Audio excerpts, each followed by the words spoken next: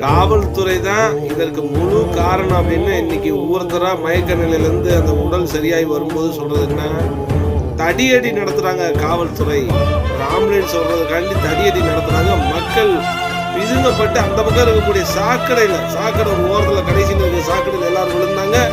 அங்கிருந்தவங்க தள்ள இங்க விழுக ஏறி மிதிச்சதுல தான் இறந்துருக்காங்க. ஆக கூட்ட நெரிசல்ல விழுந்து சாகல, காவல்துறை தடியடி நடத்தி இந்த மக்களை கொன்று குமிச்சிருக்கு. இதுதான் உண்மை.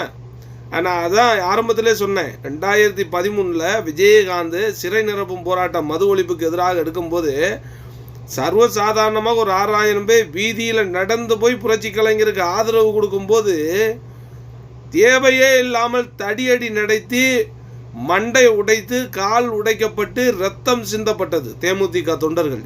இதுதான் காவல்துறையோட அராஜகம். ஆளுங்கட்சி என்ன சொல்லுதோ அதை செய்கிறது தான் இந்த காவல்துறை வேலையை.